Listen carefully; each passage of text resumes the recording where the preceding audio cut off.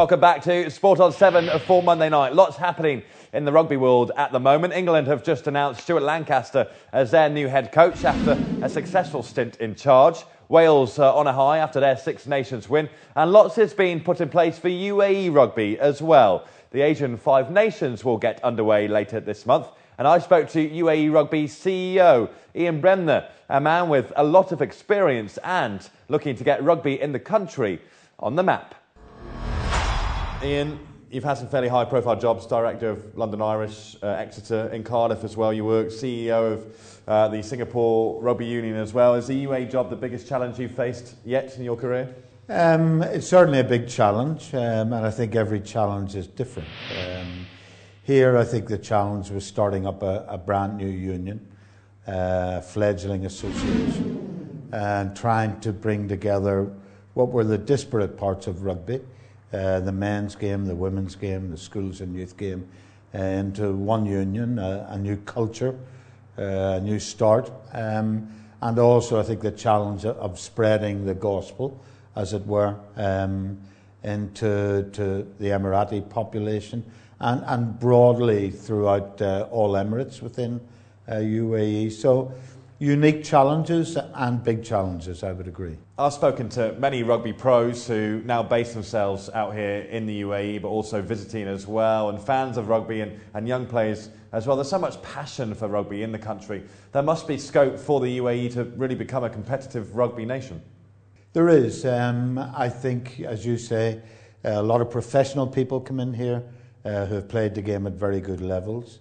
The game has now, a massive profile globally. The Rugby World Cup is third biggest spectator event in the world.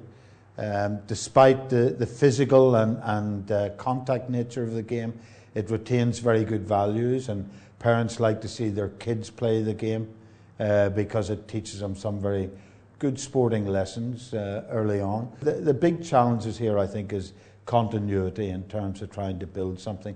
It is a very transient population who are involved in our game.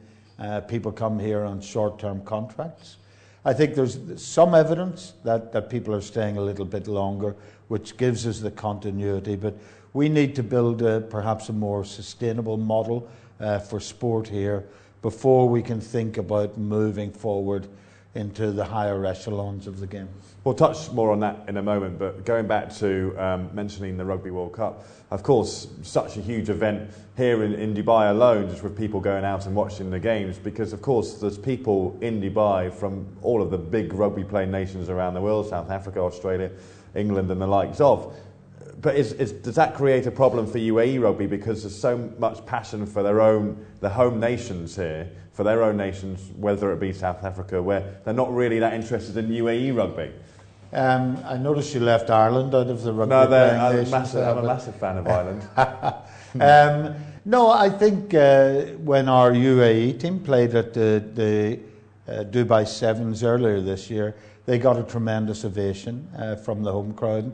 I think while you're here, you're a citizen of UAE, your heritage may be elsewhere, and your involvement in the game and the potential as parents for your kids to represent UAE, or for players who are here for more than 3 years to represent UAE. Dare I say, maybe there's a better opportunity for doing that than representing the country of your origin. So I think the kind of transference of one's allegiance from your country of origin to UAE is something that's kind of growing all the time as people see what we're trying to do and see that we represent a country of very, very proud citizens. It's obviously a long process. You need to get the kids playing early in school, but is there a problem when those kids finish their school careers here in the UAE and then move away to go to universities around the world? Is there a problem then getting them back here to the UAE to continue playing the sport? Yeah, there has been a trend here for many years where we develop very good players at 18 years of age who are a great credit to the schools that they went to and the coaches who work there, or to the youth clubs that they're involved in. And they leave, and of course they probably haven't been tracked in the past. There is a trend now of those people coming back, but it gives us a gap in the continuity of what we are now initiating at 16 and 18 moment. Is there a way of tracking those that leave to go to university and really keeping the focus with them whilst they're away for those 3 or 4 years at university and supporting them whilst they're away? Oh, for sure. And, you know, we've recently appointed a performance manager in Duncan Hall. His one of the many roles that he has is to track players such as that. And, you know, we're a small country with a small population.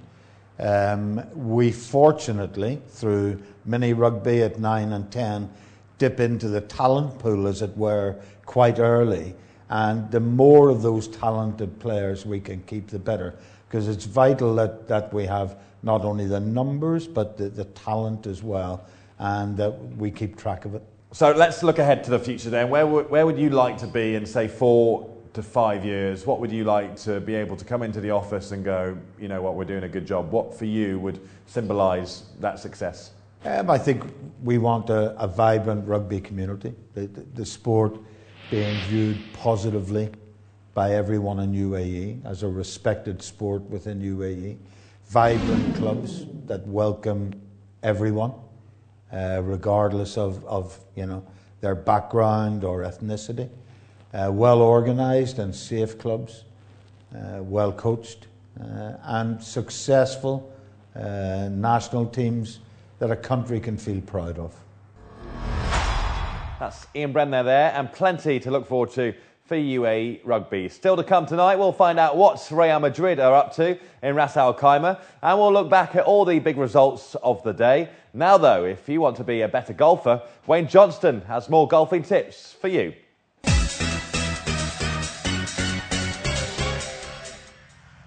Good afternoon and welcome to the Jumeirah Golf Estates Tour Academy. My name's Wayne Johnston. Today we're going to work on chipping and pitching the ball. Here's a couple of tips for you to help you have more success for those short shots around the green. Whenever we want to pitch the ball, 2 key things that we want to work on. Keep the ball positioned very much in the center of your stance. Maintain the weight in the forward leg throughout the entire swing. We want to keep the lower body nice and stable, and during the forward swinging of the club, nice lower body rotation delivers the club face to the ball. I've put a swim float just behind the ball. It's a great way for you to practice a nice downward contact of the ball and help you refine your pitching. Let's try a shot. We're positioning the ball centrally. We're keeping the weight on the left side. During the swing, we're working on lower body rotation. If you work on those techniques, you're going to have a lot more success for the short shots around the green. I expect to see you at the Masters very soon. Next on Sport on 7, we find out exactly what Real Madrid are up to in Ras Al Khaimah. It's a big project, and come 2015, we'll see something really quite unique open in the country. We'll be back in moments on Sport on 7, when we'll also chat to the fans at the Dubai World Cup.